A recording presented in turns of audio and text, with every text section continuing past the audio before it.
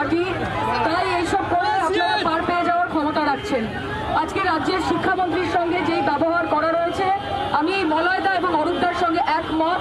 যেই রাজনৈতিক দল মা মাটি মানুষের সমর্থন, ভালোবাসা, আশীর্বাদ নিয়ে ইলেকশনে জিততে পারে না, যারা 294টা সিটের মধ্যে একটা সিট এককভাবে জিততে পারে না, কিছু বাচ্চা বাচ্চা ছেলে মেয়েদের ঘাড়ে বন্দুক রেখে তারা ফায়দা তোলার চেষ্টা করছে, লাইমলাইটে থাকার চেষ্টা করছে। শান্ত যাদবপুরকে অশান্ত করার চক্রান্ত করবেন না, শান্ত কলকাতা তথা শান্ত বাংলাকে অশান্ত করার চেষ্টা করবেন না। আমরা মাঠে রয়েছি, আমরা মাঠে থাকবো এবং 2026-এ পুনরায় খেলা হবে।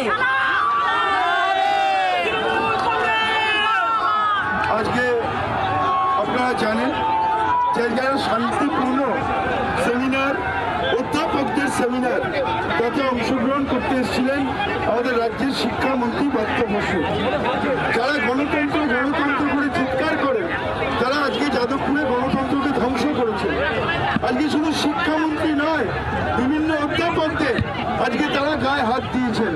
আমি মনে করি যে ছাত্ররা অধ্যাপকের গায়ে হাত দেয় তারা কখনো ছাত্র হতে পারে না, তারা ছাত্র নয়, আজকে তারা গুন্ডা।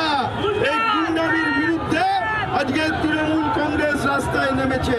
আজকে এক ডাকে মাত্র 10 মিনিটে আমাদের সাংসদ, আমাদের বিধায়ক মলয় মজুমদার, আমাদের টালিগঞ্জ যাদবপুরের সমস্ত পৌর প্রতিনিধিরা মানুষকে নিয়ে রাস্তায় নেমেছেন। যদি মনে হয় 1 মিনিট সময় লাগবে যাদবপুর ইউনিভার্সিটি দখল করতে, আমরা মমতা ব্যানার্জির সৈনিক, গণতন্ত্রে বিশ্বাস করি, তাই আমরা এসব করতে চাই না। কিন্তু আমি আজকে এসে পাই এবং ওখানকার মা-মাকুদের কাছে অনুরোধ করব যে তোমরা ছাত্র, গুন্ডামি তোমরা করো না, শিক্ষক মহাশয়কে সম্মান করো, তাদের গায়ে হাত দিও না, তোমরা অশান্ত করতে চেও না যাদবপুরকে। যাদবপুরের মানুষ বারবার তোমাদের দু গালে 2 থাপ্পড় মেরেছে, তোমরা জিরোতে পৌঁছে গেছো, শূন্যে। আগামী দিনে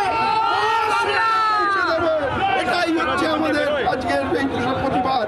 আমাদের এই প্রতিবাদ চলছে এবং আগামী দিনেও চলবে। যাদবপুরকে গণতন্ত্র ফিরিয়ে আনার লড়াই আমাদের চলছে, চলবে, চলবে।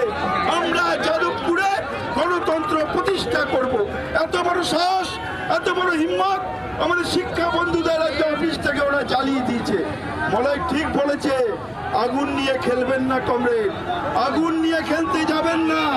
মানুষ কিন্তু এবার খেপে গেলে আর রক্ষা করা যাবে না। আমি তাই আমাদের সমস্ত কর্মীদের বলবো, মমতা ব্যানার্জির নির্দেশ শান্তিপূর্ণভাবে, আমাদের তিনি সহিষ্ণুতা শিখিয়েছেন, তিনি বলেছেন শান্তিপূর্ণভাবেই আমাদের প্রতিবাদ করতে হবে, মানুষের কাছে পৌঁছতে হবে। মানুষই ওদের যাদবপুর ছাড়া করেছে, মানুষই ওদের যাদবপুর ইউনিভার্সিটি ছাড়া করবে। আমি সবাইকে বলবো, এত স্বল্প সময় এই প্রতিবাদ মিছিলে এত হাজার হাজার মানুষ আপনারা আজকে সামিল হয়েছেন, তার জন্য আপনাদের সবাইকে আন্তরিক অভিনন্দন জানাই।